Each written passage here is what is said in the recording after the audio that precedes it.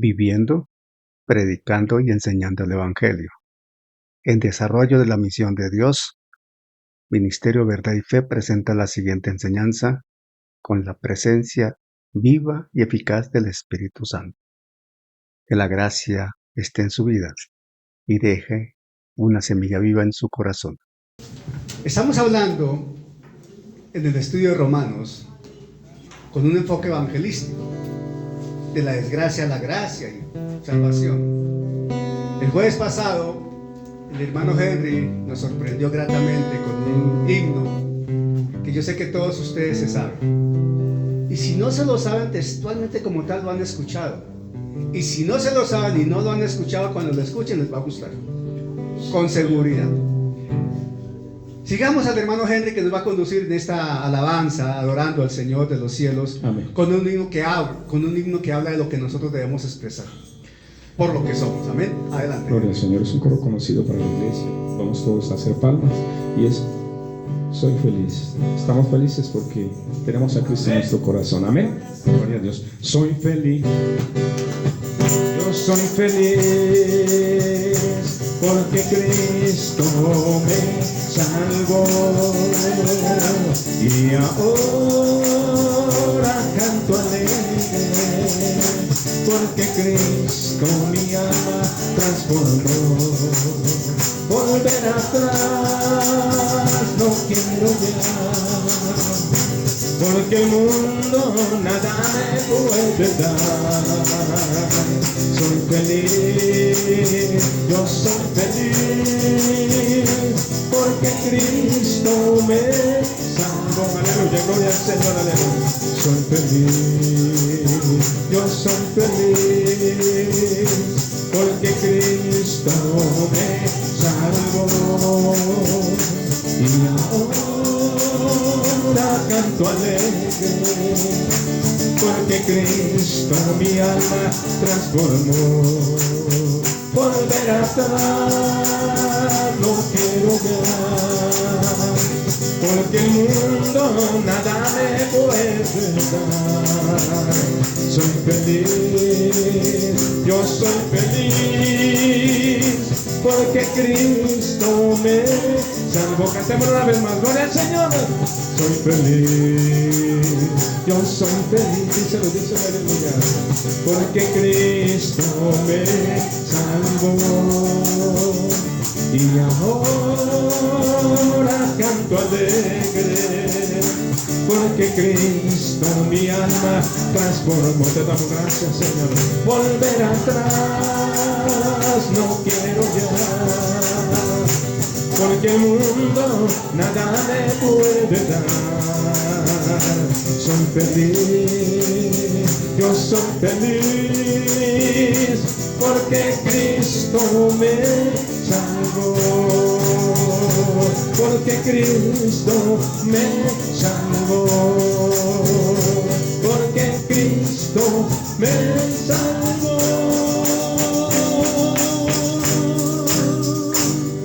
Damos gracias. Un aplauso al Señor, un aplauso para el Rey. Aleluya. Aleluya, gracias, Henry. A ver, hermano, no se siente todavía. A ver. ¿Quién está feliz porque Cristo lo salvó? Amén. No los veo tan convencidos, porque ese grito como que parecen pollitos. ¿Quién está feliz porque Cristo lo salvó? Amén. Entonces, hermanos, si vas a aplaudir dándole gracias y un reconocimiento a quien te salvó, ¿cómo es tu aplauso entonces para el Rey de Reyes y Señor de Señores? Exáltalo con tu reconocimiento, que tu aplauso hable de la gratitud que debe haber en tu corazón, y que tu aplauso exprese la felicidad con la que has cantado, porque Cristo te ha salvado y por la eternidad. ¡Aleluya! ¡Aleluya! Siéntese, por favor. Recordemos que esa salvación es por la eternidad. No se va a perder. Es Cristo el garante. Amén. Ese es el estudio de Romanos, y en ese enfoque lo estamos desarrollando. De la desgracia a la gracia y salvación. Es un enfoque evangelístico de Romanos. Hemos enseñado muchas veces de Romanos y es la primera vez que nos enfocamos de esta manera en particular. Hoy bajo el título, El Evangelio es Jesucristo, vamos a ministrar esta palabra. Y permítanme les comparto el mensaje como tal. El estudio romano yo lo tengo escrito ya hace varios años y lo he ido puliendo en detalles. En Madrid duré como 2 años y medio enseñando Romanos. Y he predicado muchas veces de Romanos. He leído bastante de Romanos y a mí me apasiona el libro de Romanos. Escucho muchas prédicas sobre Romanos. Y teniendo la documentación y teniendo la prédica, digamos que escrita, no hallaba cómo enfocar la enseñanza de hoy. No lograba enfocarla, teniendo ya el tema en la cabeza y en el corazón. Ayer terminamos la gestión del Instituto Bíblico con las enseñanzas que nos trajo el Departamento de Misiones, que fueron 2 enseñanzas muy interesantes. Una hermana puertorriqueña que está en Paraguay, en el Chaco paraguayo. Otra hermana puertorriqueña que está en Panamá. Las 2 misioneras nos compartieron sus experiencias y unas enseñanzas. Fue muy edificante, a mí por lo menos me edificó bastante. Amén. Después empezamos a enseñar teología sistemática, escatología, haciendo introducción sobre escatología, todas estas cosas. Me dediqué a editar las enseñanzas de ayer, la clase, a subir material, todo eso. Y a las 9 de la noche traté de preparar ya el mensaje como tal, no lo pude hacer. Sencillamente me dio sueño, cansancio y me fui a acostar. Pero eso sí, hermano, a la 1 de la mañana, Danielito estaba despierto, estaba fresquito, estaba atento. Me levanté, me calenté un tintico, me fui de rodillas ante el Señor y como en 5 o 10 minutos el Señor me dijo, siéntate. Y empezó a fluir, hermano. Y el mensaje llegó esta madrugada. Y el Señor me dice que es importante entender y recordar, en virtud de lo que enseñamos la vez pasada del tema, que no olvidemos, mis hermanos. Iglesia, no olvidemos. Para quien ha nacido de nuevo no se debe olvidar que en Jesucristo hay un nuevo inicio. Amén. Cuando nacemos en Cristo hay un nuevo inicio. Si a mí me preguntan, yo digo sí. Nací biológicamente el 26 de abril de 1960 en el Hospital La Ortúa, un martes como a las 2 de la mañana. Me contó mi mamá. Ese día nació este pechito biológicamente. Pero nací en el Espíritu para vida eterna en Cristo el 23 de noviembre del año 2000, 8:30 de la noche, en una iglesia aquí en el sector de Chapinero, en Bogotá. ¿Cuál fecha es la trascendente para mí? ¿La del 1960 o la del 2001? La del 2000. La del 2001, hermano. La del 2000, año 2000. No 2001, no 2000. 23 de noviembre del año 2000. La fecha trascendente para mí es la del año 2000. ¿Por qué? Porque nací de nuevo en Cristo para la eternidad con vida eterna en Cristo. ¿Quién recuerda la fecha en que nació para Cristo? Amén. Pocos se acuerdan, difícilmente uno se acuerda, pero deberían recordarlo. Traten de recordarlo, porque ese es el cumpleaños celestial, hermano. Es por la eternidad. Pero en Cristo hay un nuevo inicio, es una nueva vida, tomando como referencia lo que le pasó al pueblo de Israel. Recuerden que cuando el pueblo de Israel, decíamos hace 15 días, que cuando el pueblo de Israel pasó el Mar Rojo, después de la portentosa obra del Señor, el Señor les dijo que había un nuevo inicio para ellos y que empezaría a contar su tiempo desde cero, ¿cierto? Y comenzó un calendario para el pueblo hebreo, y el pueblo hebreo tomó su calendario a partir de ese momento. Para el que no sepa, debo decirle que el calendario hebreo es diferente al nuestro. El calendario hebreo ahora de 4000 y pico de años, no sé cuántos, ahorita no recuerdo la fecha.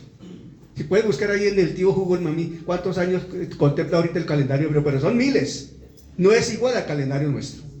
Pero ellos toman como referencia el paso del Mar Rojo, porque la palabra lo cita de esa manera. Para nosotros, la eternidad empieza realmente como tal, como salvos, cuando nacemos de nuevo, en Cristo Jesús. Amén. Y es una senda de vida eterna. Y esa referencia la tiene Israel, nos la dio Israel, porque cuando el Señor los sacó de la esclavitud de Egipto, es un símil a lo que hace el Señor con nosotros, que nos saca de la esclavitud del mundo. Amén. Amén. Eso está claro, ¿cierto? 3.760. ¿Perdón? 3.760. 3.760 años habla el calendario judío, que es diferente al nuestro. Entonces, hay que tomar como referencia inicialmente para entender el Evangelio. Hay que tomar como referencia lo que enseña Pablo en Romanos. Hay que tomar como referencia lo que está escrito aquí en Romanos, que es lo que estamos desarrollando, lo que pasó con el pueblo hebreo. El pueblo hebreo fue salvo y llamado a ser ejemplo. Atención, el Señor no salvó a Israel solamente por salvarlos. Es que los salvó para cumplir un propósito. La escritura es clarísima. Por ejemplo, en Deuteronomio, uno va allí y allí hay muchos pasajes donde el Señor dice, ¿para qué? ¿Por qué salvó al pueblo hebreo? Y el propósito en síntesis era que se glorificara el nombre del Señor en todas las naciones alrededor. Que las naciones vieran en Israel la gracia, el favor y el poder de Dios. Que las naciones vieran en Israel algo completamente diferente a lo que habitualmente estaban acostumbradas a ver. Empezando que en Israel no había un gobierno teocrático tipo humano. No había un gobierno jerárquico con rey. Había un gobierno teocrático que no era conocido, no era tipo humano. Y Dios quería transmitir a las naciones ese mensaje. Israel falló en ello. Israel falló en ello porque cometió muchos errores, al punto que un día pidió rey. Dadnos un rey. Y ellos decían, como las naciones que están alrededor, ellos tienen rey, nosotros queremos tener un rey. Y no se dieron cuenta que tienen al Rey de Reyes y Señor de Señores. Y el Señor les dijo, bueno, ahí tienen su rey, y les advirtió lo que les iba a pasar. Nosotros hoy tomamos como referencia eso, porque Israel debía ser un pueblo ejemplo. Mire, Éxodo 19:5-6 dice, Éxodo 19:5-6 dice, para referencia bíblica lo que estamos hablando. Éxodo 19:5 y 6 dice, ahora pues, atención, Éxodo 19:5 y 6, miren cómo la palabra reseña. Ahora pues, si diereis oído a mi voz, le está hablando el Señor a Israel. Ahora pues, si diereis oído a mi voz y guardareis mi pacto, vosotros seréis mi especial tesoro sobre todos los pueblos, porque mía es toda la tierra. Una posición destacada para Israel estaba prometiendo el Señor. Y vosotros me seréis un reino de sacerdotes y gente santa. Ahí dice 19:6 eso, ¿verdad? Y vosotros me seréis un reino de sacerdotes y gente santa.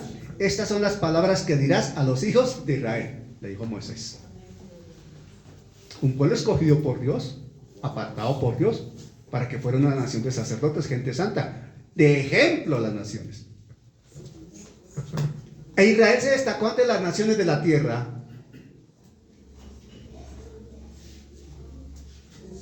porque a pesar de su desobediencia a Dios, Dios siempre manifestó señales prodigiosas en favor de Israel. Aún hoy sigue haciéndolo. Aún hoy, en este momento, con la guerra que tiene Israel en la franja de Gaza, con la guerra que tiene con los hutíes, con la guerra que tiene con Irán, con los conflictos que tiene alrededor del mundo, con el mundo entero, las Naciones Unidas prácticamente de un 100% en contra de Israel, Israel prevalece hoy venciendo. Le hacen las noticias, pero no las noticias de acá, le hacen las noticias internacionales. Mediáticamente, cuando hablamos de mediáticamente, hablamos de los medios de comunicación. Mediáticamente, las redes sociales del mundo, en un 95%, le dan palo a Israel como usted no se imagina. Asesinos, genocidas, violadores de los derechos humanos, violadores de niños. ¿Qué no le dicen a Israel? Más aún, la relatora especial de las Naciones Unidas para el conflicto de Gaza califica a Israel de genocida. El presidente de Israel está con una orden de captura por la Corte Penal Internacional, pero esa relatora nunca habla de las atrocidades del 7 de octubre. Para ella eso no existe. Y más aún, el presidente Macron de Francia, en una de sus participaciones, llegó a decir que lo del 7 de octubre, cuando ingresaron legalmente a Israel, mataron 1000 y pico de personas y secuestraron una cantidad de gente y masacraron, violentaron una cantidad de cosas, que eso había sido culpa de Israel. Dicho por Macron. El mundo en contra de Israel. Aún nuestro gobierno en contra de Israel. Nuestro gobierno en contra de Israel. Rompió relaciones diplomáticas con Israel. No le quiere vender ni carbón, o sea, completamente.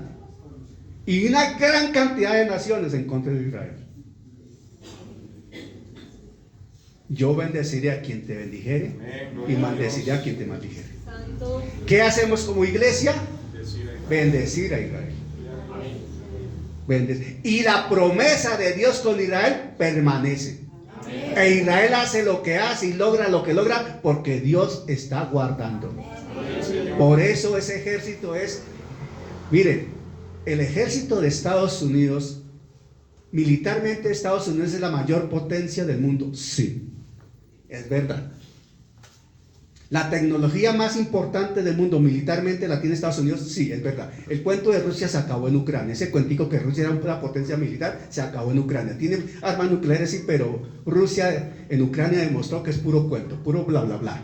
Así de sencillo. Pero operativamente, el mejor ejército del mundo, en proporcionalidad a recursos, tecnología y cantidad de gente, el mejor ejército es el de Israel. Completamente demostrado, y los mismos militares de la OTAN se quedan asombrados. ¿Estos cómo hicieron eso? Ese es Israel, y Dios lo va a seguir protegiendo, aunque se sigan equivocando y todavía no reconozcan al Dios de los cielos, como lo reconocemos nosotros. Pero la palabra de Dios lo respalda. Y la palabra de Dios lo guarda. Por eso el que se mete con Israel va mal. Y cuidado con hablar mal de Israel, de familia. Porque si maldices a Israel, estás enfrentándote a Dios. Nuestro gobierno se está enfrentando es con Dios, hermano. Dios tenga misericordia de este gobierno. Porque no sabe lo que hace, por ignorancia lo hace. Por ignorancia lo hace. Por ignorancia. No me meto más en política. Ezequiel 36, 18, 21 dice, para confirmar más bíblicamente de tantos pasajes, pero mire, Ezequiel 36, 18, 21 dice, Ezequiel 36, 18, 21 dice, habla Dios al profeta Ezequiel. Y dice así, mire cómo dice Ezequiel 36, 18 al 21. Dice así, ¿estamos ahí? Y derramé mi ira sobre ellos por la sangre que derramaron sobre la tierra, porque con sus ídolos la contaminaron. Está hablando de Israel. Se refiere a Israel. Les esparcí por las naciones. Estoy en Ezequiel 36, 18 al 21. Ahora leo el 19. Les esparcí por las naciones y fueron dispersados por las tierras. Conforme a sus caminos y conforme a sus obras les juzgué. Está hablando Dios. 20. Y cuando llegaron a las naciones a donde fueron, profanaron mi santo nombre. Atención, sigan con cuidado ese pasaje. Y cuando llegaron a las naciones a donde fueron, se refiere a Israel. Profanaron mi santo nombre, diciéndose de ellos, estos son pueblo de Jehová y de la tierra de él han salido. Mal testimonio, mal ejemplo. 21. pero he tenido dolor al ver mi santo nombre profanado por la casa de Israel entre las naciones a donde fueron. ¿Quién está hablando? Dios. Y Dios los ha puesto en disciplina. Dios los ha pasado por donde los ha pasado. Y están viviendo lo que están viviendo por desobedientes. Pero asimismo Dios los guarda y cumple su promesa con él. Porque la promesa y el pacto es de Dios, no de los hombres. Es la palabra de Dios la que está comprometida, no la de los hombres. El pacto de Abraham es un pacto incondicional.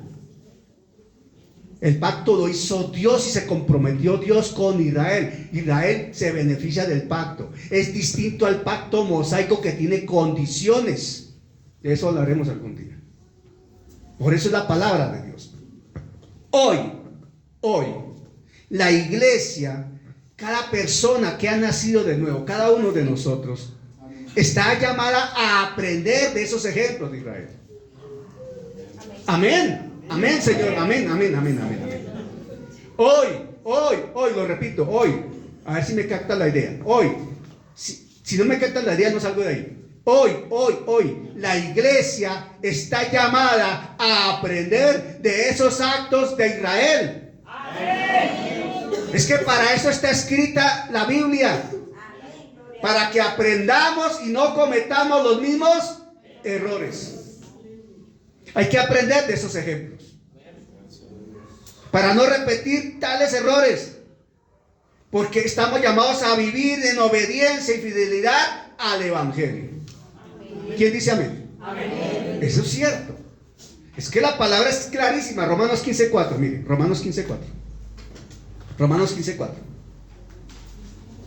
Miren lo que dice Romanos 15:4. Y les pido el favor que destaquen ese versículo. Póngale un chulito, yo no sé, haga algo que de tal manera que lo recuerde siempre, hermano. Romanos 15:4.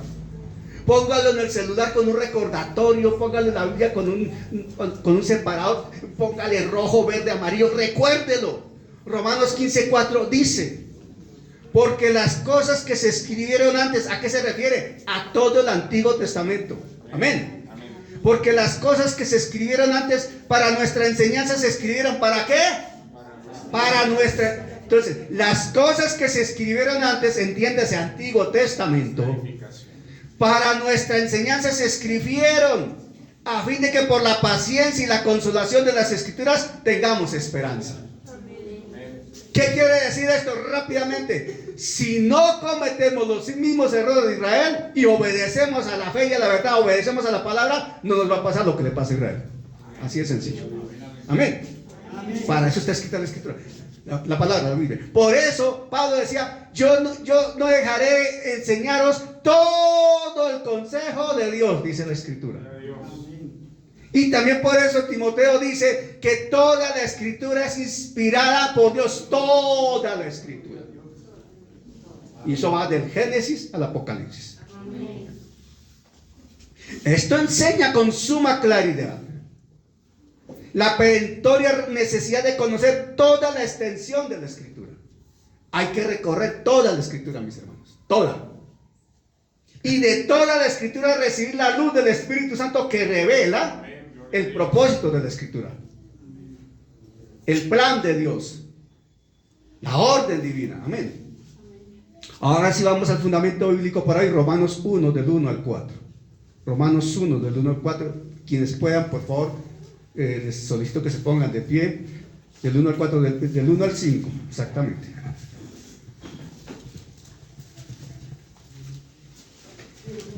Dice Romanos, no, del 1 al 4, exactamente, del 1 al 4. Leemos Romanos en el nombre del Padre, del Hijo y del Espíritu Santo, capítulo 1, versos 1 al 4.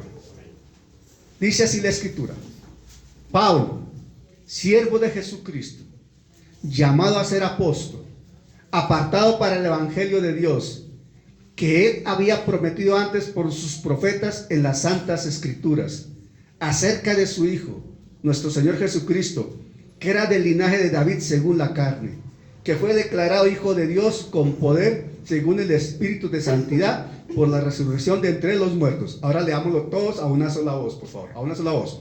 Pablo, siervo de Jesucristo, llamado a ser apóstol, apartado para el Evangelio de Dios, que Él había prometido antes por sus profetas en las Santas Escrituras, acerca de su Hijo, nuestro Señor Jesucristo, que era del linaje de David según la carne, que fue declarado Hijo de Dios con poder según el Espíritu de santidad por la resurrección de entre los muertos. Amén. Ese pasaje en Nueva Traducción Viviente dice así, escuchen, siéntense por favor, escuchemos.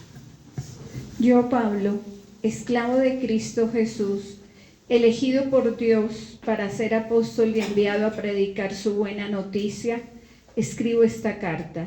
Dios prometió esa buena noticia hace tiempo por medio de sus profetas en las Sagradas Escrituras. La buena noticia trata de su Hijo. En su vida terrenal, él fue descendiente del rey David y quedó demostrado que era el Hijo de Dios cuando fue resucitado de los muertos mediante el poder del Espíritu Santo. Él es Jesucristo nuestro Señor. Amén. Amén. Hemos leído la traducción viviente. El apóstol Pablo, en este pasaje, guiado por el Espíritu Santo, llevado de la mano por el Espíritu Santo, presenta un prólogo magistral, la verdad, para hablar del fundamento del Evangelio. El fundamento del Evangelio. Él presenta al siervo y se presenta como siervo. Él se presenta como siervo de Jesucristo, de acuerdo al verso 1. Él habla que fue llamado, no se autollamó, él fue llamado por Dios directamente, ¿verdad?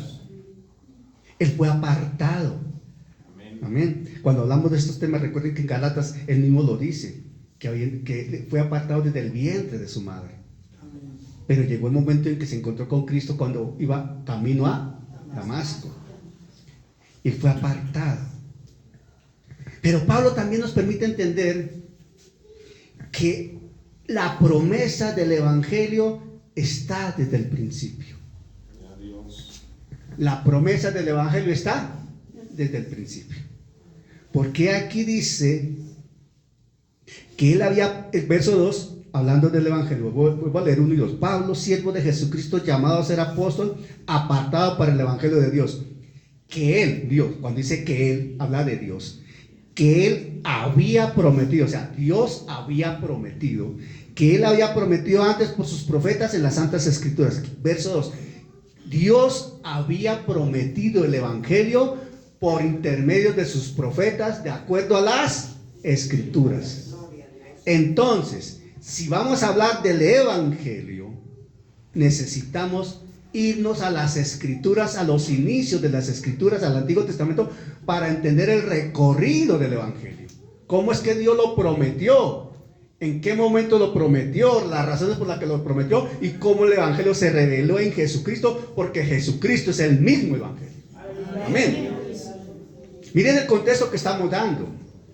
Amén. Entonces, la promesa del Evangelio está desde el principio. Y sígame con cuidado. Voy a tratar de ser más didáctico. La frase en Romanos 1:2 que dice que él ya había prometido por sus profetas en las Santas Escrituras. ¿Está ahí? ¿Cierto? Que él había prometido antes por sus profetas en las Santas Escrituras. Se refiere específicamente al Evangelio de Dios. Amén. Esa expresión es equivalente al Evangelio de Dios. Y Pablo, el propósito de Pablo acá es dejar en claro que el mensaje que él predica no es una novedad, no es algo nuevo, no es algo que él se inventó, no es algo con lo que él quiere impresionar, no, es que ya está en la Escritura. Y recordemos algo, Pablo era un conocedor profundísimo, un docto completo, un erudito en las antiguas Escrituras. O sea, el hombre sabía de las antiguas Escrituras, las conocía muy bien. Amén. Y por ello, bueno, y agreguemos aquí que quien le reveló el Evangelio a Pablo fue el mismo Señor Jesucristo. Amén. Entonces miren los dos elementos que se reúnen aquí. Número uno, Pablo humanamente conocía profundamente las Escrituras, docto en las Escrituras, idóneo en las Escrituras, Hablaba varios idiomas, dominaba las escrituras del Antiguo Testamento. Número 1.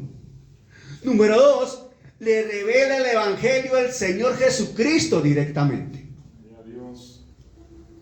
Jesucristo le revela el Evangelio a Pablo directamente. Y Pablo lo que está diciendo es, mire, el Evangelio está profetizado desde el comienzo de las Escrituras. En todas las Escrituras está el Evangelio profetizado, así como Cristo está profetizado. Amén. Entonces Pablo dice, esto no es nuevo, esto está acá. Eso no es inventado por mí, tiene raíz en todas las promesas del Antiguo Testamento. Ahí están. Y el Evangelio, desde el griego, entendiéndolo como buenas nuevas, porque en esencia el Evangelio es una buena nueva.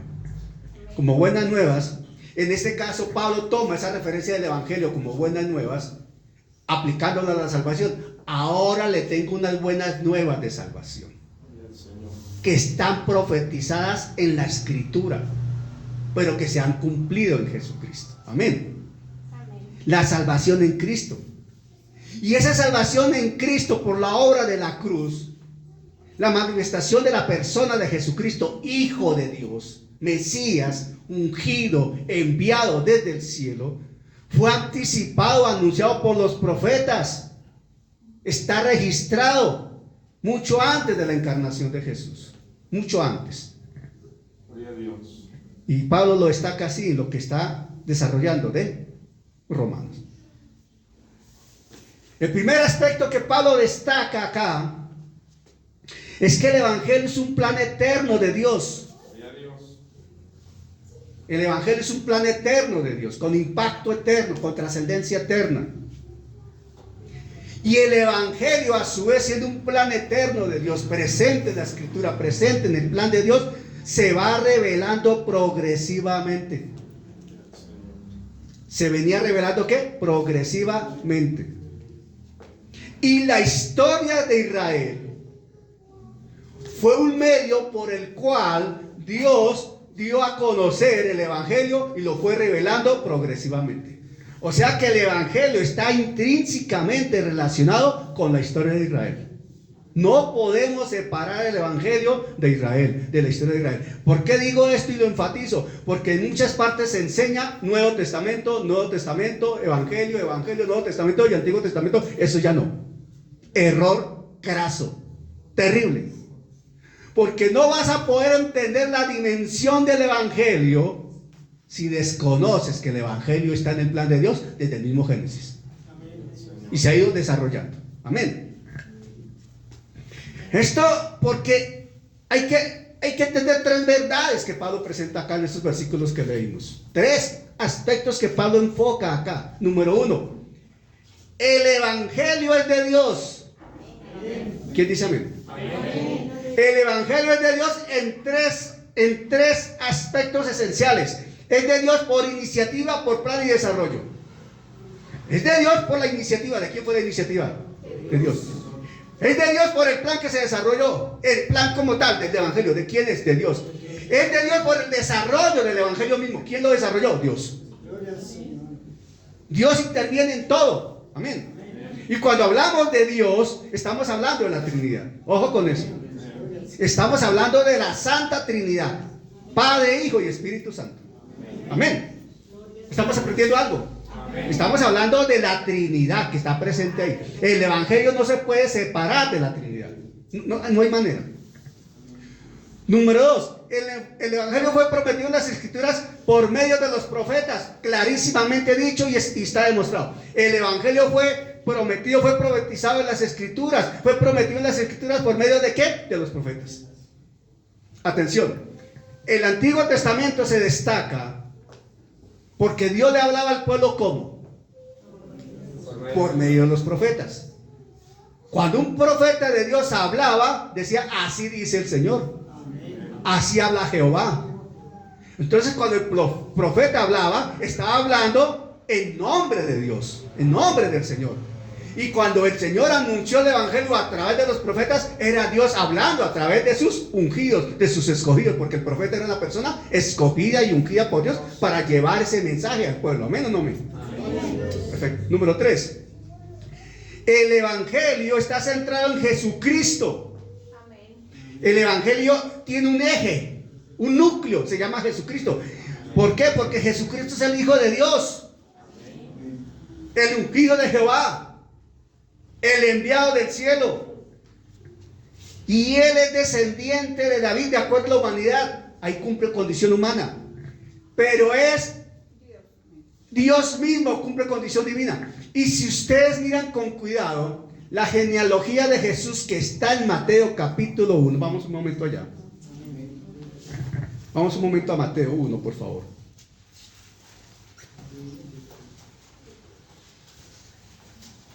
Mateo capítulo 1. Atención. Verso 1 del capítulo 1 de Mateo. Este es uno de los pasajes que a veces uno no lee, cuando uno le falta un poquito de instrucción al respecto, uno a veces lo lee o no lo lee porque le parece muy harto leer tantos nombres. No, la verdad es esa. Pero miren lo que dice aquí. Voy a quedarme solamente en el 1. 1:1 de Mateo. Libro de la genealogía de Jesucristo, hijo de David, hijo de Abraham. Ojo. Hijo de David, hijo de Abraham, y empieza a decir Abraham engendró a Isaac, Isaac, Jacob. Bueno, hijo de David, hijo de Abraham. Dos naturalezas, dos líneas de descendencia. Hijo de David, línea humana. Hijo de Abraham, la promesa, línea divina. Abraham le dio el Señor la promesa que tendría un descendiente, la simiente de la mujer, no las simientes, la simiente. Y Pablo lo aclara en Gálatas. Dice la simiente, hablando de Jesucristo, la simiente de la mujer, condición divina. Hijo de David, descendencia de David, condición humana. Y en Jesucristo se reúnen las dos condiciones. No se mezclan, se reúnen las dos condiciones y prevalecen las dos condiciones. Amén. A eso se está refiriendo, que Jesucristo es el eje del Evangelio.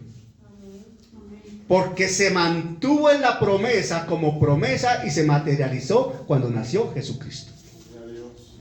Pero se cumplió la promesa dada a David, que tendría un rey por la eternidad, un descendiente de él, un hijo de él, sería rey por la eternidad. ¿Le dijo así o no le dijo así la promesa a David? Porque es un pacto con David que hizo. El Señor tiene aquí se habla de dos pactos: el pacto con Abraham y el pacto con David. Amén. Y ahí se están manifestando. Y se ven las dos condiciones en Jesucristo, tanto humana como divina. Paro acá porque eso tiene harto que hablar y bueno. Esto quiere decir que el Evangelio no es una ruptura con el Antiguo Testamento, como a veces se aplica en muchas enseñanzas. Lo que acabé de decir hace un momento.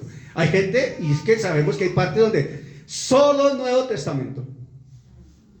Solo Nuevo Testamento. Y no está mal el Nuevo Testamento, pero el Antiguo Testamento no lo miran para nada. ¿Quién dijo eso? Terrible, hermano. Terrible. Terrible es terrible. Porque el Evangelio no es romper con el Antiguo Testamento, sino es ver cómo se cumple el Antiguo Testamento en Cristo. En Cristo se está cumpliendo. Entonces hay que considerar unos hechos relevantes del Antiguo Testamento para respaldar lo dicho por Pablo cuando dice, vamos a Pablo otra vez en Romanos 1:1, en el Romanos 1:2, perdón. Cuando dice que él había prometido antes por sus profetas en las Santas Escrituras. Yo no había enseñado antes nunca Romanos desde esta perspectiva de concentrarme en el Antiguo Testamento para explorar algunos pasajes del Antiguo Testamento para enfatizar la raíz del Evangelio del Antiguo Testamento. Por esta madrugada el Señor me sorprendió. Yo lo tenía por otro lado, aunque citaba algo eso, pero lo tenía de otra manera. Pero el Señor sabe lo que hace. Amén. Yo mismo me estoy enriqueciendo. El punto número 1 que queremos destacar acá es que el Evangelio se ve en la simiente victoriosa. ¿Cuál es la simiente victoriosa? Vámonos a Génesis 3:15. El Evangelio de la simiente victoriosa. Para con esto que vamos a desarrollar ahorita, vamos a darnos cuenta cómo desde ese Antiguo Testamento, Pablo dice, mire, o sea, en otras palabras, con lo que estamos hablando acá es para poder explicar el verso 2 del capítulo 1. O sea, Romanos 1:2 se explica con lo que estamos enseñando acá. Amén.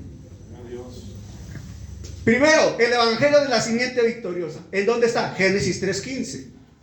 ¿Qué dice Génesis 3:15? Dice así. Y atención, ¿quién está hablando ahí? Dios mismo. Directamente Dios. ¿Y está hablando en dónde? En Edén. Le está hablando a Adán y Eva antes de expulsarlos de Edén. ¿Verdad o no?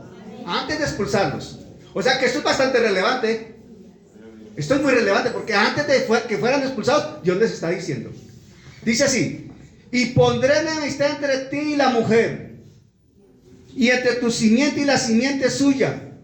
Este te herirá en la cabeza y tú le herirás en el calcañar. Amén. Aleluya. Ese Génesis 3:15 es el primer anuncio del evangelio que se hace en la escritura. Génesis 3:15 se conoce como el protoevangelio, el anuncio del evangelio. Desde allá se comenzó a anunciar, hablando que un descendiente de la mujer, la simiente, cuando habla de la simiente habla de un descendiente, la simiente de la mujer, nacería para vencer definitivamente el poder de la simiente de la serpiente, o sea, Satanás. Atención, el evangelio en Génesis 3:15 ya está planteando algo que es clarísimo. El evangelio no puede eludir una verdad que nosotros a diario estamos percibiendo. Es la lucha entre el bien y el mal, el enfrentamiento entre Dios y Satanás.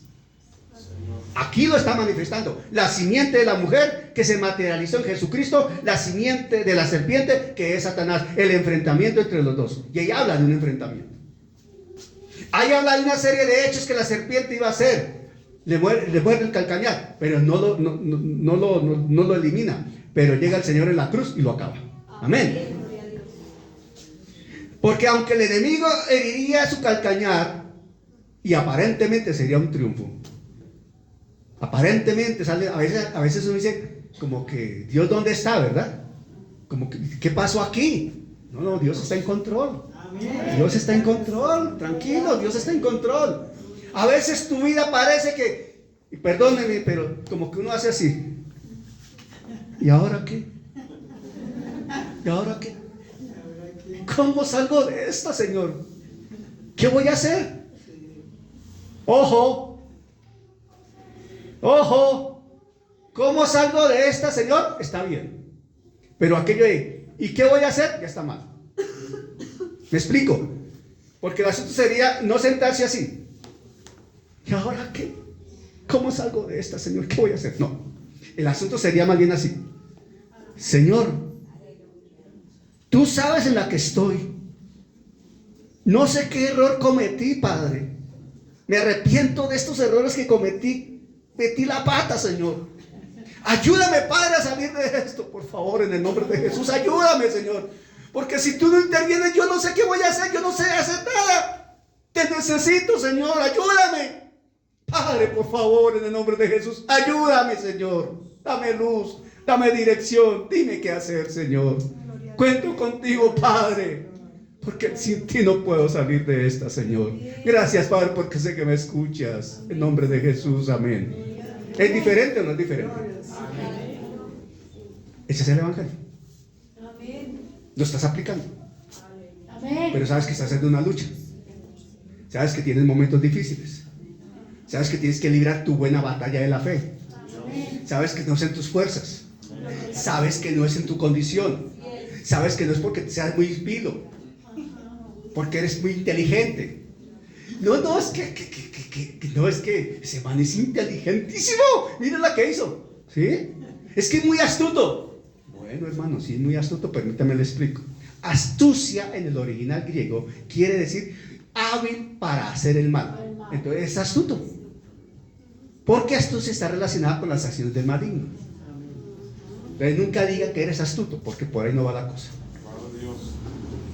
Entonces, aparentemente el enemigo iba a triunfar, pero la simiente de la mujer estaba profetizado que iba a triunfar ¿en dónde? En la cruz.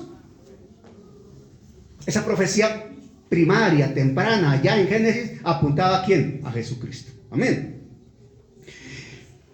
Pero apuntaba a Jesucristo en la obra de la cruz, con la victoria contundente en la cruz.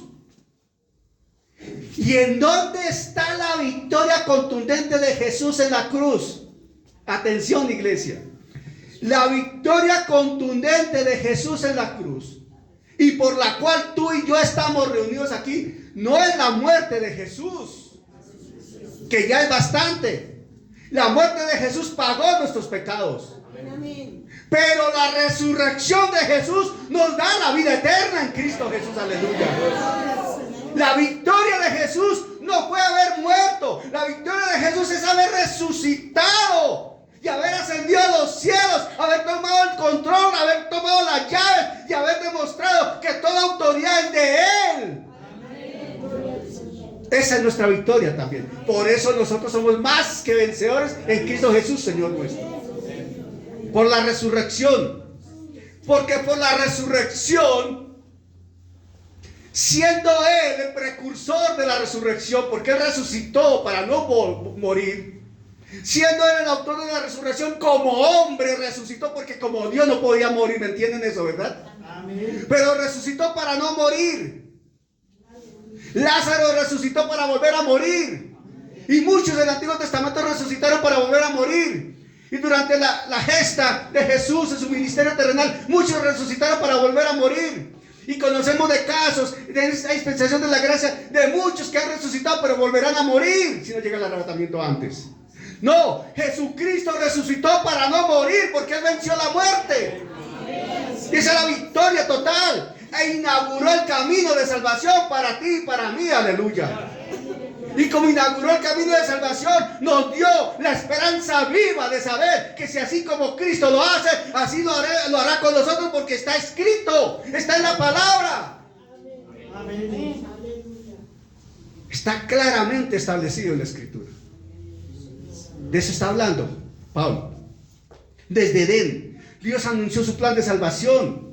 Es una promesa cumplida en Cristo. La simiente de la mujer, Jesucristo, venció a la serpiente, la simiente de la serpiente, con la resurrección. El protoevangelio. Primera promesa de la salvación después de la caída. Miren cómo Dios tiene misericordia del hombre.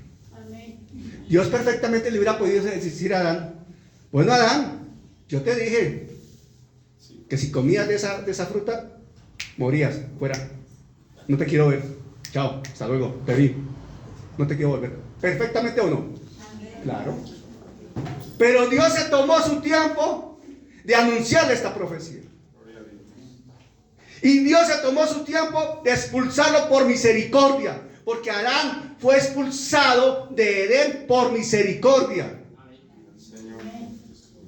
Porque claramente dice en Génesis que si él vuelve y toma del árbol de la vida eterna, nunca iría a morir. Nunca estaría con Dios, porque estaría siempre eternamente condenado. Lo que Dios quiere evitar. ¿Me estoy explicando? Por misericordia, por gracia. Esto lo toma el autor de Hechos en 2:14-15 y dice esto. Hablando de Jesús, el autor de Hechos dice esto. 2:14-15. Así que, por cuanto los hijos participaron de carne y sangre, Él también participó de lo mismo, hablando de Jesús, para destruir por medio de la muerte al que tenía el imperio de la muerte, esto es, al diablo. Ojo, la muerte de Jesús destruyó al imperio de la muerte con su resurrección. Y librar a todos los que por el temor de la muerte estaban durante toda la vida sujetos a servidumbre. Amén. Ese es el número 1 que se desprende de Génesis 3:15. Número 2, el evangelio del siervo sufriente. Entonces avanzamos en este momento de Génesis, nos vamos hasta Isaías. Amén. Y vamos a Isaías 53, 3, 6. Isaías 53, 3 al 6 dice, estamos ahí. el siervo sufriente. Y algunos lo llaman el evangelio del siervo sufriente. Isaías 53, 3 al 6. Dice la escritura así. ¿Estamos ahí? Despreciado y desechado entre los hombres. ¿A quién se refiere? A Jesús.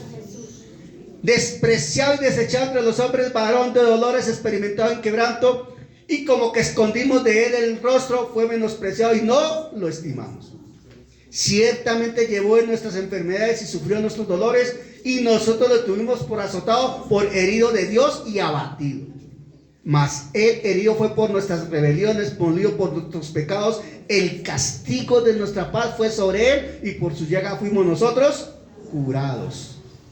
Todos nosotros nos descarriamos como ovejas, cada cual se apartó por su camino, mas Jehová cargó en él el pecado de todos nosotros. El siervo sufriente. Y no abrió su boca, anuncia el profeta Isaías. Y ese pasaje de Isaías proféticamente proclama el corazón del evangelio. Ese capítulo 53 de Isaías es el corazón del evangelio. La obra de la cruz. El siervo de Dios que quita el pecado del mundo, que cargó voluntariamente nuestras enfermedades, porque él subió voluntariamente. Pero Dios cobró la paga del pecado, porque dice la escritura que la paga del pecado es muerte. Y por eso debía morir el siervo de Dios. Amén. Y allí en Jesús, habiendo sido herido, molido en nuestro lugar, él tomó nuestro lugar, nos sustituyó en ese lugar. Encontramos reconciliación con Dios. Amén. Porque él tomó nuestro lugar. Amén. Amén. Ahora, destáquese esto. Los sufrimientos de Jesús, escúcheme con cuidado. Los sufrimientos de Jesús no fueron por sus propias culpas, porque él era un hombre sin pecado. Fueron por nuestras culpas, por tus pecados y por los míos, por los pecados de toda la humanidad, porque él tomó nuestro lugar. Recordemos esa partecita que a veces se nos olvida. Jesucristo tomó nuestro lugar en la cruz del Calvario. Allí debíamos estar tú y yo, respondiéndole a Dios como consecuencia del pecado y la rebelión. Amén. No fue por sus culpas, fue por las nuestras. Todo recayó sobre él. Y por eso dice la escritura que por su llegada recibimos sanidad, bienestar, reconciliación con Dios. Este pasaje se lee mucho, se predica bastante, pero no sobra volver a pasar sobre él, volverlo a leer y volverlo a analizar. Porque siempre habrá algo nuevo que vamos a recibir. Siempre habrá algo nuevo que hay para nosotros. Amén. Ese anuncio de Isaías, 750 años aproximadamente antes de Jesús. Ese anuncio de Isaías, si lo ponemos en la cronología del tiempo, se dio más o menos 800 años antes del momento de la crucifixión. Y ese anuncio anticipaba con claridad esa obra redentora de la cruz ahí en el Monte Calvario. Y esto señala claramente que la salvación no es alcanzada por mérito de hombre. No es posible. La salvación se necesita la intervención de Dios, y Dios intervino con Jesucristo. Amén. Los hombres por nuestra propia cuenta no podemos salvarnos. Gloria a Dios. Por más cosas buenas que hagamos. Puedes hacer las cosas buenas las que quieras. Puedes tener toda una colección de buenas acciones, como mucha gente las tiene. Puedes tener un prontuario impresionante. Puedes ser condecorado en las Naciones Unidas, reconocido por todos los gobiernos del mundo por buena gente, por ser dadivoso, por destinar millones y millones a buenas causas, para los niños enfermos, para los niños pobres, para las mujeres así, para esto, para aquello. Mejor dicho, ¡qué hombre tan bueno! Sí, sin Cristo perdió todo. Santo, aleluya. Así es. No tiene nada. Aunque el mundo lo reconozca y lo reconozca. Si no tiene a Cristo como Señor y Salvador, no tiene nada, lo perdió todo. Tan claro como eso. Porque es el mérito de Dios en Jesucristo, no los méritos de los hombres. Entonces, Isaías está hablando proféticamente de la obra vicaria de Jesucristo, el siervo de Jehová, el siervo de Dios, el Cordero de Dios, anunciado proféticamente por Abraham, cuando llevaba a Isaac para sacrificio. Recuerdan que Abraham le dijo a su hijo cuando le preguntó: Padre, aquí está el fuego. Padre, aquí está el altar. Padre, aquí. ¿Y dónde está el cordero? ¿Dónde está el cordero, padre? Y Abraham: tranquilo, hijo, Dios se proveerá. No dice Dios proveerá, no dice así, pero dice Dios se proveerá, anunciando proféticamente a Jesucristo. Se proveerá su propio hijo como cordero en la cruz del Calvario. Gloria a Dios. Aquí Isaías está presentando el Evangelio como mensaje de salvación a través del sufrimiento redentor de Cristo. Es clarísimo. Un tercer aspecto que el Antiguo Testamento considera, ahora saltémonos a Jeremías, es el Evangelio del Nuevo Pacto.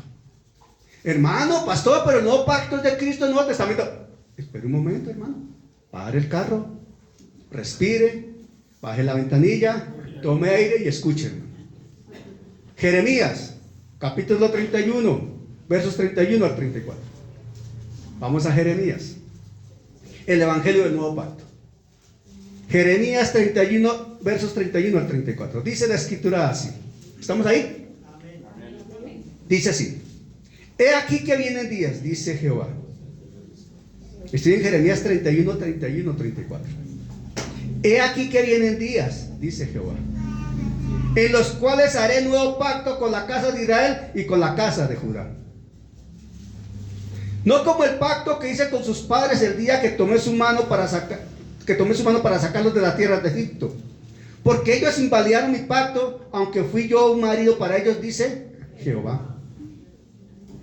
Pero este pacto que haré con la casa de Israel después de aquellos días, dice Jehová, daré mi ley en su mente y la escribiré en su corazón, y yo seré ellos por Dios y ellos me serán por pueblo. Y no enseñará más ninguno a su prójimo ni ninguno a su hermano, diciendo: conoce a Jehová, porque todos me conocerán, desde el más pequeño de ellos hasta el más grande, dice Jehová. Porque perdonaré la maldad de ellos y no me acordaré más de su pecado. El nuevo pacto profetizado por Jeremías. ¿Hacia quién? Hacia Israel. Pero ese nuevo pacto que no se ha cumplido con Israel, no se ha cumplido esa profecía en Israel. Para Israel se cumplirá en el milenio, con el remanente de Israel que entrará en el milenio. Porque el remanente de Israel que habla, Romanos 11, Pablo toca el tema del remanente, y la Escritura habla en el Antiguo Testamento, profetas mayores, profetas menores, habla del remanente de Israel, que será salvo. Ese remanente que entrará al milenio serán los que reconozcan al Señor, los que clamen al Señor y lo reconozcan como Señor y Salvador, se conviertan a Cristo. Para que eso se dé, ese nuevo pacto empezó a revelarse con Jesucristo a través de la iglesia. Amén. A través de nosotros. Amén. La gracia y la misericordia de Dios con nosotros. Porque empezó a manifestarle y a evidenciarle y a presentarle a Israel como con su iglesia y salvación en una promesa que en ellos se cumplirá, pero por rebeldes no la tienen hoy, salvo el que confiesa personalmente a Jesucristo.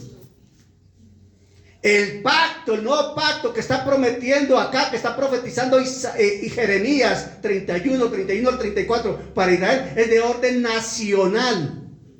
¿De orden qué? Nacional, no personal. El nuevo pacto que Jesús anunció la noche aquella de la última cena es de orden personal, no nacional, porque habla de la iglesia, con los que son salvos cuando lo confiesan a Él. ¿Me estoy explicando?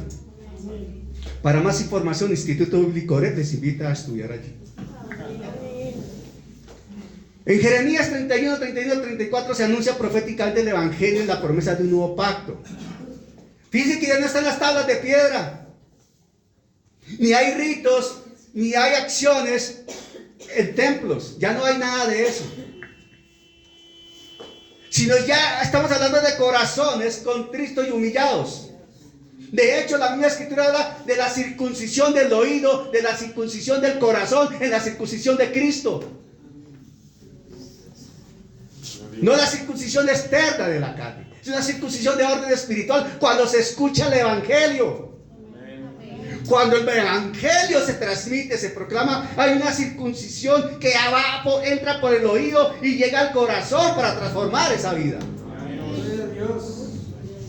De eso está hablando. Miren de dónde viene el Evangelio que está proclamando Romanos 1:2, anunciado por el Señor desde la antigüedad. Amén. Y es Cristo con su sangre quien inauguró este nuevo pacto en la cruz del Calvario. Él lo anunció en la última cena. Amén. Asegurando salvación para todo aquel que en Él cree, sin depender, sin. No necesita depender de obras humanas. Basta creer.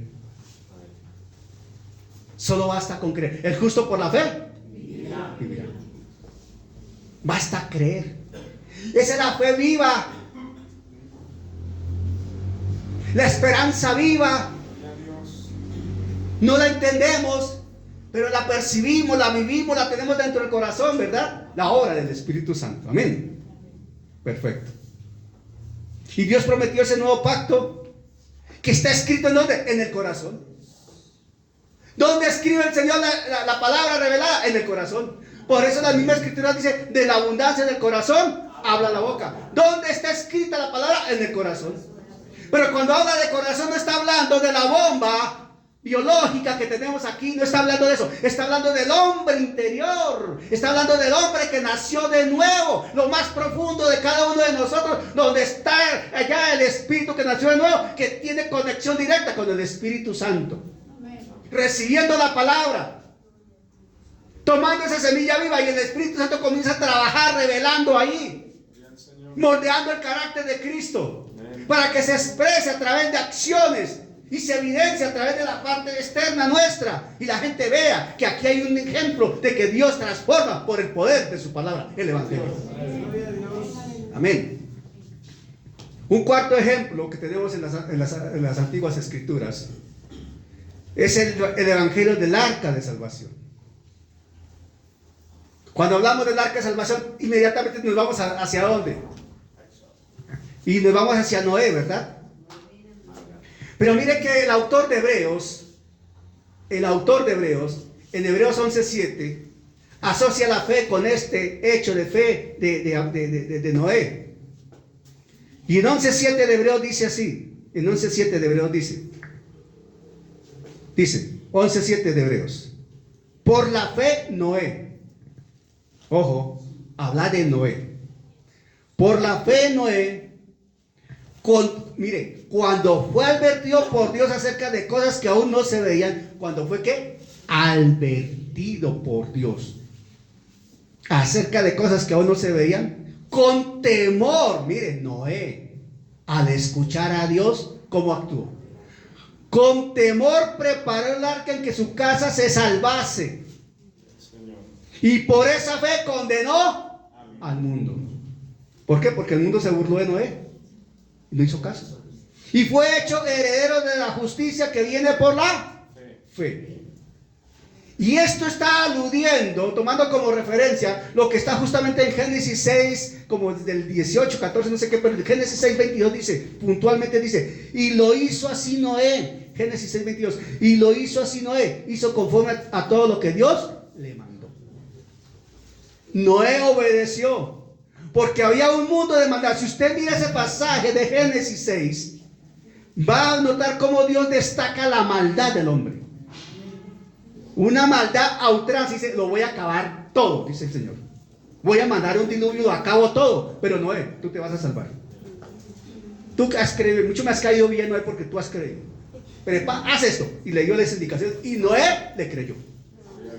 ¿Cuadro de qué? De obediencia, hermanos. ¿Qué hay que hacer con Dios? Obedecer. ¿Qué hay que hacer ante Dios? Creerle y hacerle caso, hermano. Mire, es tan elemental ese cuadro de Noé. El que no le hace caso a Dios es porque no le ha creído a Dios. El que no obedece a Cristo es porque no le cree a Cristo. Consecuencia, como no le cree a Cristo, no le obedece a Cristo, condenado estás para el lago de fuego. Así de sencillo. Hermano, no le pongamos tantas arandelas a las cosas, hermano. El evangelio se simplifica en eso. ¿Le haces caso o no le haces caso? ¿Obedeces o no obedeces? No, yo creo en Dios. No, hermano, no me has entendido. Es que no se trata de decir yo creo en Dios. No. Porque también la Escritura dice que los demonios creen y tiemblan. Y allá afuera hay cualquier cantidad de asesinos que dicen que creen en Dios. Violadores, inmorales que dicen que creen en Dios. No, aquí la cuestión es, ¿Jesucristo es tu Señor y Salvador? ¿Sí o no? Así de sencillo. Si tú me dices que crees en Dios, entonces simplemente me tienes que decir, yo creo en Jesucristo como Señor y Salvador. Lo reconozco como Hijo de Dios, que tomó mi lugar en la cruz, y creo en el Evangelio, creo en la palabra, y me confieso ante Dios pecador, ante Jesucristo como mi Señor. Me inclino ante Él, me someto a Él. Jesucristo es mi único y suficiente Señor y Salvador, y a Él lo sigo. Ese es el Evangelio y esa es la salvación, hermano. Nada más. Lo demás es perder tiempo. Vas para el lago de fuego. Uy, hermano, no sea tan duro. No, hermano, no soy duro. Le estoy diciendo la verdad, hermano. Aquí no estamos adornando la Escritura. No le estoy adornando la palabra para pedirle plata. No le estoy adornando la palabra para decirle que le va a ir bien y mañana se va a ganar el baloto. No, le estoy diciendo que si Jesucristo no es tu Señor y tu Salvador, estás perdido, perdida, y vas para el infierno, para el lago de fuego. Pero si Jesucristo es tu Señor y tu Salvador, lo aceptas, lo reconoces, le sigues y le obedeces, vas para el cielo por la eternidad con Él. Más claro de dónde, hermano. En Hebreos 11:7 se proclama el Evangelio al presentar la fe de Noé. ¿Y cómo se salva uno? Por fe. Por fe. Yo no te puedo dar argumentos. Aquí la obra es del Espíritu Santo que te convence de pecado, de justicia y de juicio. No más. Yo no te voy a dar argumentos para convencerte. Yo no te voy a convencer de nada. Yo te predico el Evangelio, te predico la verdad, y la obra la hace el Espíritu Santo. Es el trabajo del Espíritu Santo. Yo no me meto allá. No me voy a meter con el trabajo del Espíritu Santo. Mi responsabilidad es predicarte la verdad, enseñarte la verdad. Entonces está el testimonio de Noé. Y recordemos que el arca la cerró Dios, no Noé. Dios le dio oportunidad a la gente. Y miren, cuando uno estudia el pasaje de Noé, hay cosas impresionantes acá. Pero impresionantes, hermano. La soberanía de Dios, el poder de Dios, la gracia, el amor de Dios, la compasión de Dios con su creación. Al arca de Noé subieron animales, hermano, en pareja. ¿Quién los convenció para que subieran, hermano? Noé. Noé cogió allá al tigre y a la tigra. Vamos. Yo no sé. A la serpiente y al macho y hembra y vamos, yo no sé. Esa cantidad de animales. Noé los... Caminen. Dios los llevó. Y los hombres que piensan y razonan se quedaron afuera. Es como que aquí íbamos con mi esposa. Estábamos ahí esperando que el semáforo cambiara y de pronto un perrito pasó en diagonal. Digo yo, ¡perrito! ¡Lo van a matar! Mi esposa dice, amor, él sabe lo que hace, y el perrito allá todo. Y pasó, hermano. Y apenas cuando llegó a la otra esquina, dice mi esposa, ¿sí ves? Ese perro es más inteligente que muchos humanos. Ese perrito sabe cuándo hay que pasar y cómo hay que pasar. Es como el caballo que pasó por un puente peatonal, mientras la gente pasa por abajo. Los animales son más susceptibles a la guía de Dios que muchos hombres. Y se cerró la puerta. Y quedaron adentro Noé y su familia y los animales. Con todo respeto, hay mucha gente que escucha el Evangelio y no responde precisamente como Noé y su familia. Entiéndase. Quinto aspecto, el Evangelio del Hijo separado pero victorioso. El Evangelio del Hijo separado pero victorioso. Eso lo contempla la Escritura y está en el Salmo 22:1. El Salmo 22 es un salmo mesiánico por excelencia. Y el Salmo 22:1 declara: Dios mío, ¿por qué me has desamparado? ¿Qué nos recuerda esa expresión? La palabra de Jesús en la cruz. El Salmo 22 es impresionante en su declaración mesiánica. Y allí se anuncia proféticamente el Evangelio al anticipar con una asombrosa precisión lo que Cristo iba a decir en la cruz. Y ese Salmo 22 se escribió cerca de 950 años, como 1030 años antes de la hora de la cruz. Es que es impresionante, hermano, cuando uno mira esto, de verdad. Uno dice, santo Dios, el profeta vio esto, tú le hablaste al profeta y lo escribió, como con Isaías. Señor, tú le dijiste a Isaías así, santo Señor, impresionante. Ese es Dios. Pero aún hay tanta gente necia que reniega y rechaza el poder, la gracia y el amor de Dios, de su evangelio y de Cristo en la cruz y su obra por la resurrección. El clamista clama: Dios mío, ¿por qué me has desamparado? Y Jesús lo hizo en la cruz: Dios mío, ¿por qué me has desamparado? Porque él sabía lo que iba a vivir cuando Dios le diera la espalda para no ver el pecado. Y estuvo alejado de Dios por un tiempo, que se oscureció todo. Recuerda que eso dice el Evangelio, ¿verdad? Jesús experimentó el dolor de estar alejado de Dios.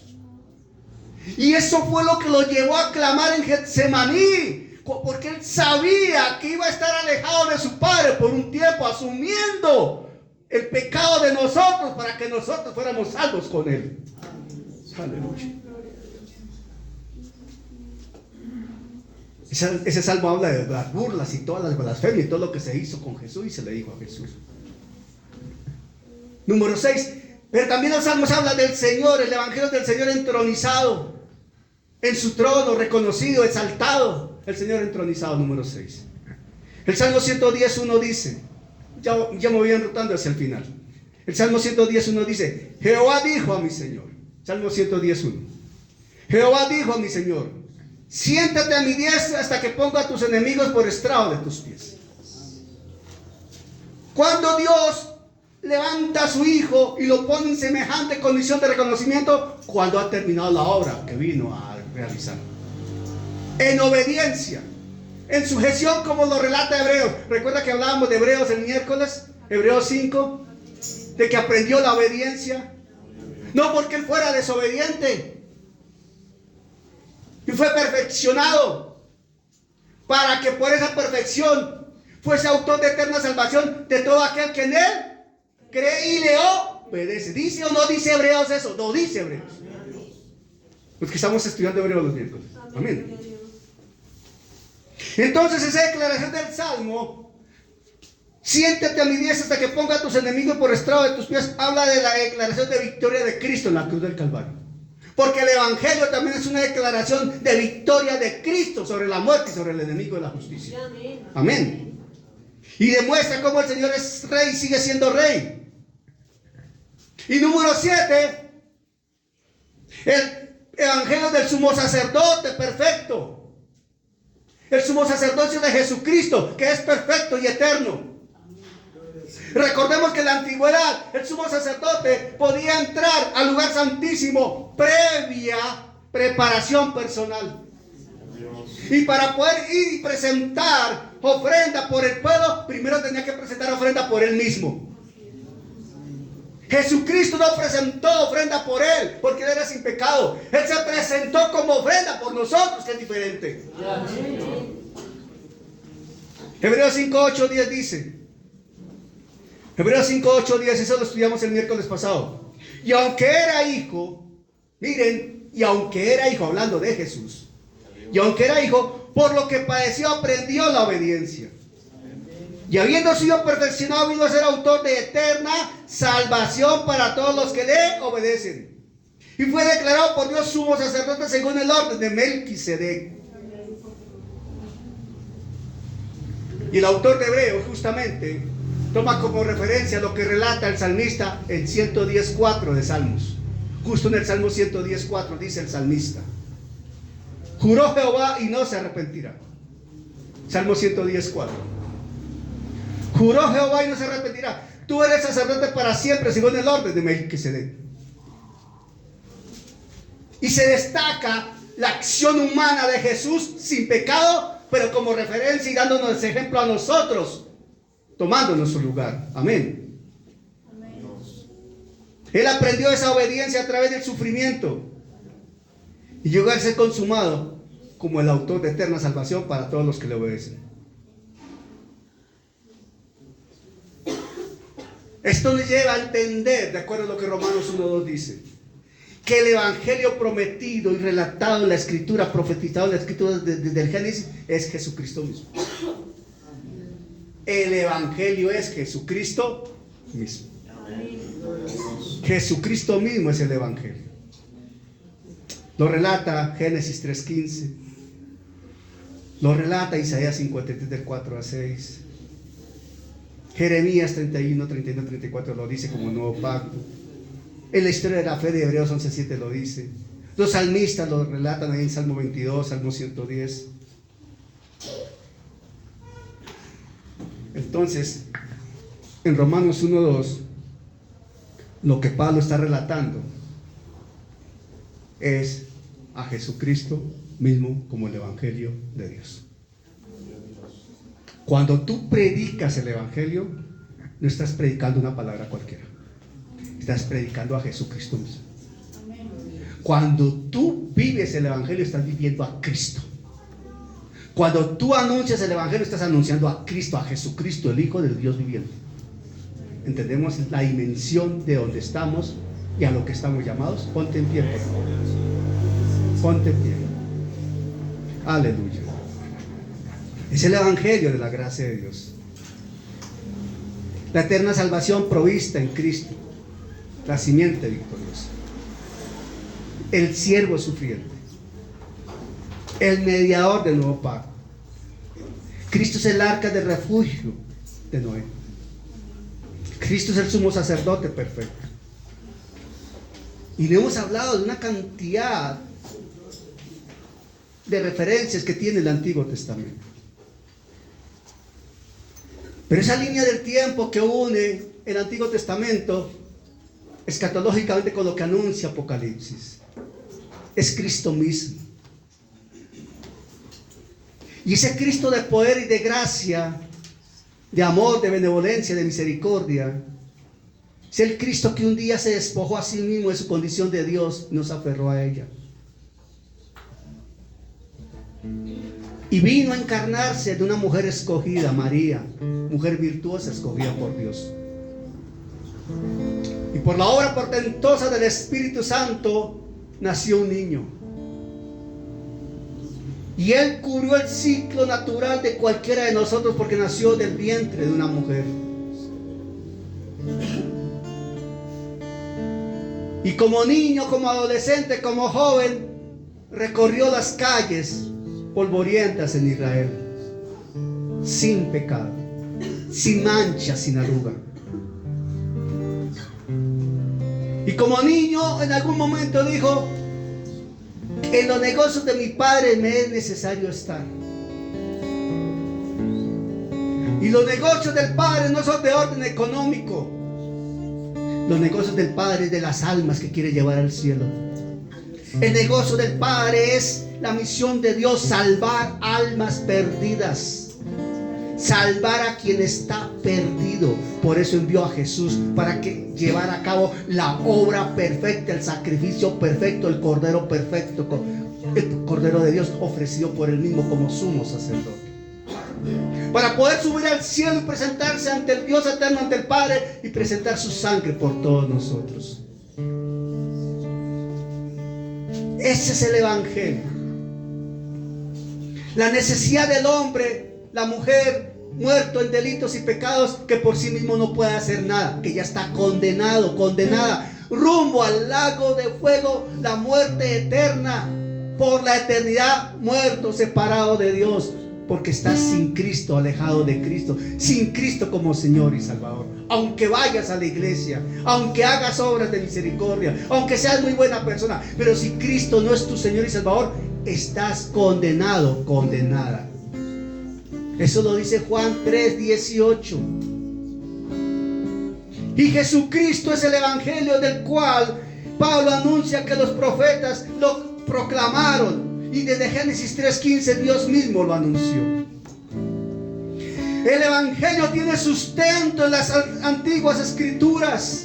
Por la gracia de Dios allí encontramos referencias del mismo. Hoy estamos llamados a abrir nuestro corazón, no solo nuestros oídos, a esa palabra de vida que es el evangelio de Dios en Jesucristo Señor nuestro. Y yo te pido, Padre, en el nombre de Jesús, en este momento, me hinco ante ti, Dios de los cielos, porque tú eres el único Dios grande y verdadero. Te clamo, te ruego, Señor amado, en el nombre de Jesús. Toca los corazones de quienes han escuchado este mensaje, de quienes lo escucharán, Señor. Toca los corazones y convéncelos por obra de tu Espíritu Santo de pecado, de justicia y de juicio. Que haya nuevo nacimiento genuino, Señor. Que aquellas personas que creen que son salvas pero no han nacido de nuevo, nazcan de nuevo por tu gracia y por tu amor. Que quienes han escuchado por primera vez el evangelio directo y puro, Señor de los cielos, por tu gracia y tu amor, Señor, se les sea quitado el velo, Padre. Abre el entendimiento, Señor. Abre los ojos, Señor. Revela el evangelio, revela a Cristo como Señor y Salvador. Coloca, Padre Santo, ese principio de arrepentimiento, y que sea tu Espíritu Santo obrando en ellos para salvación eterna. Te lo pido, Padre, en el nombre de Jesús. No solo tu misericordia, Señor. Ya tu misericordia se manifestó en la cruz del Calvario. Ahora que sea tu gracia revelando el evangelio. El evangelio anunciado por los profetas en las escrituras, como escribió Pablo en Romanos 1:2.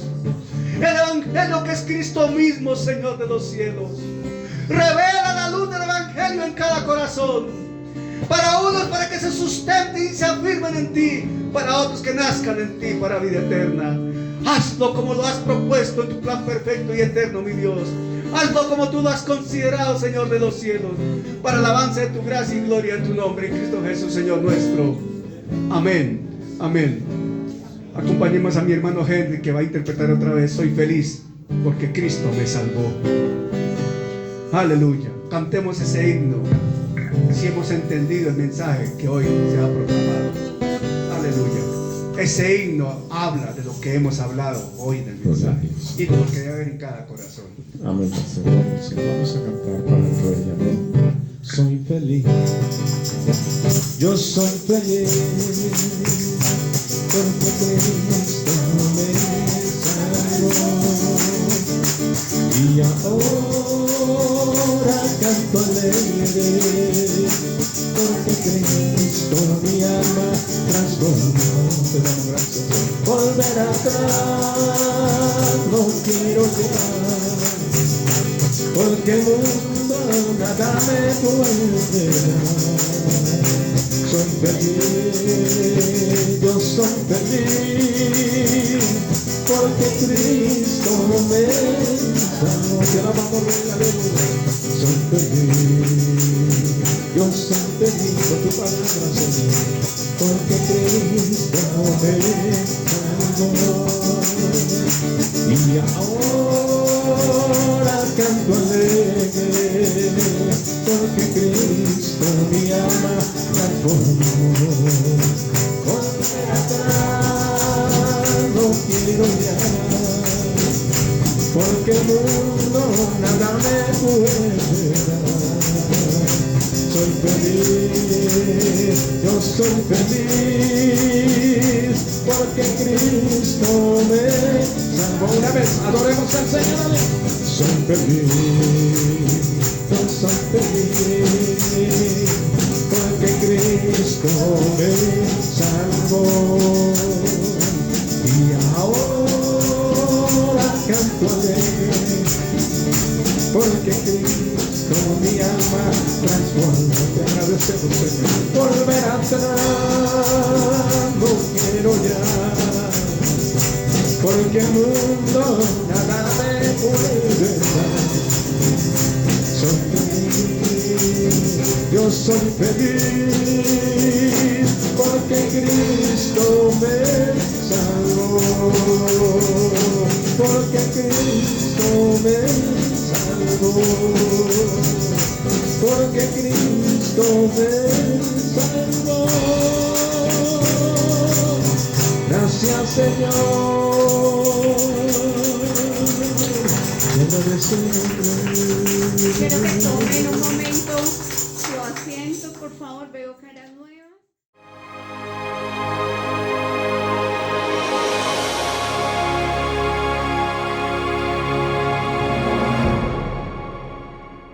Gracias al Señor por su obra en cada corazón con su palabra viva y que sea el Espíritu Santo generando en ustedes un amor profundo por la palabra del Evangelio de Jesucristo, para alabanza de su gracia y gloria de su nombre. Amén.